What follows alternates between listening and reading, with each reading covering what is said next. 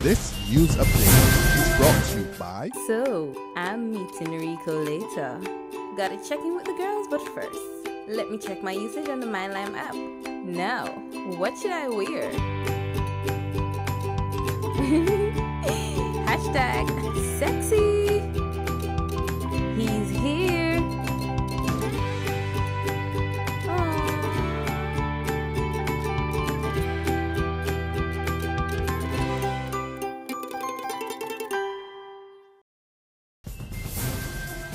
It's Tuesday, June the 9th, 2015, and this is your Barbados Today morning news update. I'm Emmanuel Joseph. Thanks for joining us. We begin with news that another rural primary school has been officially condemned. Less than a year after the closure of the Society Primary School in St. John, the Chalky Mount Primary School in St. Andrew has suffered the same fate. Minister of Education Ronald Jones told a town hall meeting last evening at the Chalky Mount Wesleyan Holiness Church in St. Andrew that engineers had declared the school structurally unsound, and as a result, it will not be reopening for classes. We don't know if it's going to stand for 2 weeks, 6 months, or a year. We just do not know. But caution is always better than hoping that something does not happen. That something does not happen. The bottom line is simply the school is in a state of serious distress to the point of being catastrophic, so we have to put its use to an end. Meanwhile, teachers at the Combermere School have been ordered by their union not to return to work there until they can be sure the environment at the Waterford St. Michael institution is safe. The school has been closed since the beginning of the new school term as a result of environmental concerns that have been blamed for a number of recent illnesses at the school, and with students and teachers currently being accommodated at the Samuel Jackman Prescott Polytechnic. President of the Barbados Secondary Teachers Union, Mary Redmond, yesterday called for the school to remain closed for the final 4 weeks of the term. She said during this time, everything should be done to ensure that the environment was safe. Meantime, Redmond has called on the Ministry of Education to provide an update of the results of all tests conducted at the school. Thousands of primary school students, meanwhile, who sat this year's Barbados Secondary School Entrance Examination, commonly referred to as the Common Entrance Examination, will know their fate tomorrow. Minister of Education Ronald Jones made the disclosure last night while addressing a town hall meeting at the Chalky Mount Wesleyan Holiness Church. He said the results will be in the principal's hands by the middle of the week. On May the 5th this year, over 3,500 students, 1,765 males and 1,745 females sat the examination at 22 schools. In other news now, the family of 12-year-old boy who allegedly committed suicide 4 weeks ago is crying out for his body to be released by the police authorities. The relatives say it's about time Shamar Weeks' body is laid to rest. Yesterday, an upset family member told Barbados Today that Weeks' loved ones had not yet received word from the authorities when the body, on whom an autopsy was conducted last week by the Jamaican-based forensic pathologist Dr. Sainagendra Prasad Kadiyala, would be handed over to them. Meanwhile, the upset relative indicated that arrangements for the funeral had already been put in place. However, a date can only be set once the body was released.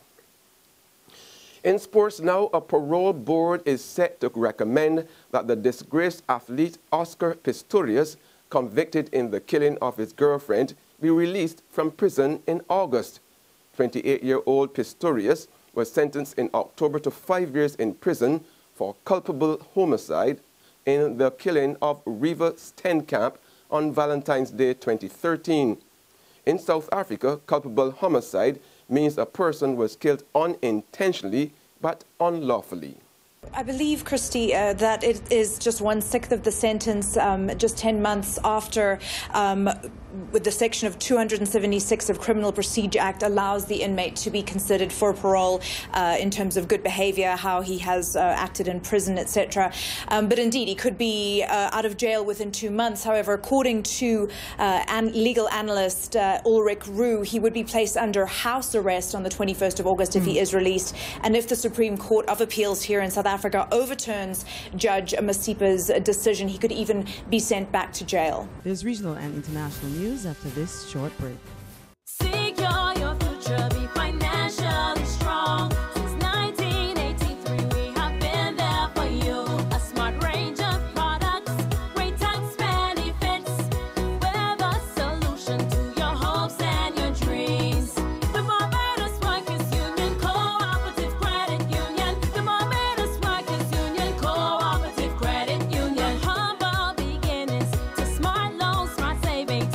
Save smart and borrow smarter, that's the move for me.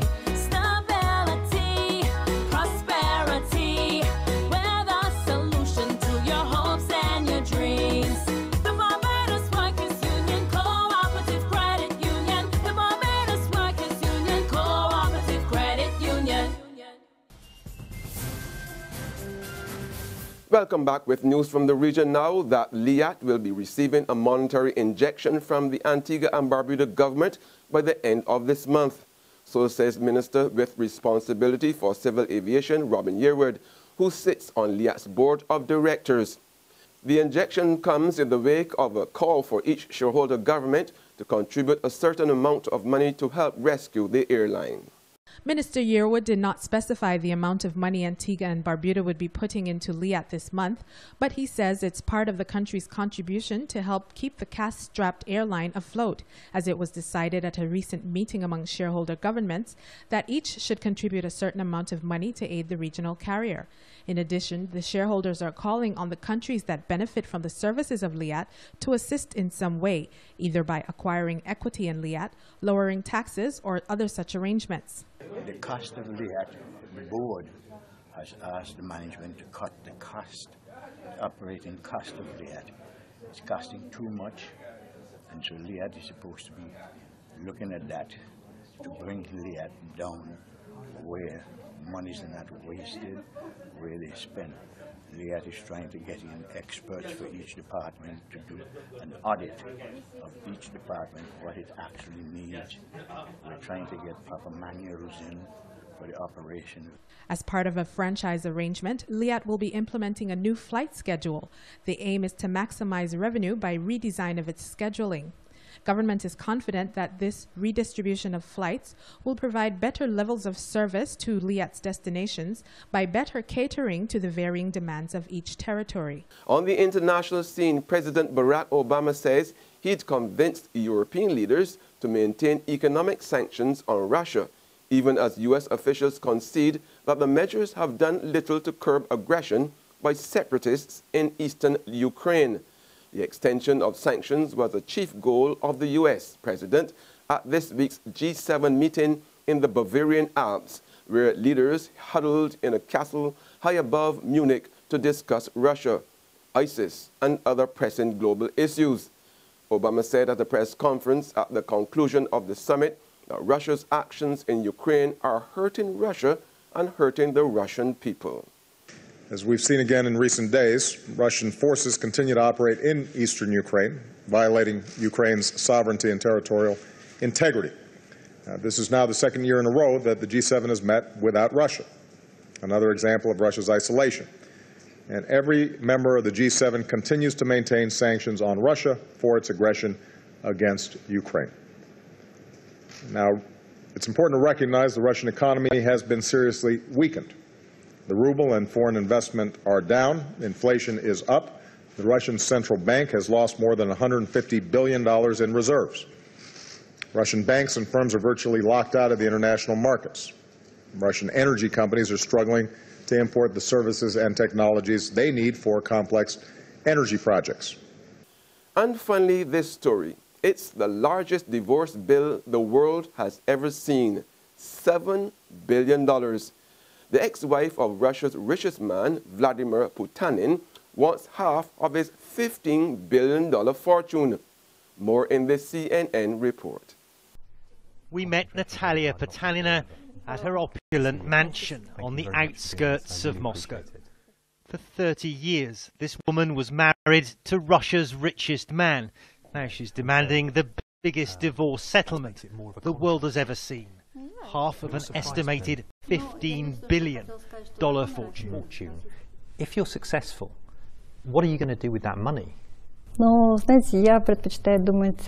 prefer to think of one step at a time. First I need to get it, then I'll decide how to spend it. The ex-husband is Vladimir Putin, one of Russia's most prominent oligarchs and close to the Kremlin. Producers. His lawyer told CNN a divorce settlement including property and a monthly allowance of $250,000 should be, quote, more than enough. But Natalia Potanina told me she's due much more. The real wealth, she says, is held in offshore companies. An international legal battle is now underway to decide what assets should be divided. And on that note, we end our Barbados Today morning news update. However, you can join us again this afternoon. Until then, remember to log on to www.barbadostoday.bb, subscribe to our e-paper and email updates, or like us on Facebook. You can also catch us on Izumi Media in bus terminals or screenplay at supermarkets and gas stations near you. Also tune into Channel 101 on Lime TV and Mix 96.9 FM to get all the latest news and sports. I'm Emmanuel Joseph. Have a fantastic day. This news update is brought to you by... So, I'm meeting Rico later. Gotta check in with the girls, but first, let me check my usage on the MyLime app. Now, what should I wear? Hashtag sexy. He's here.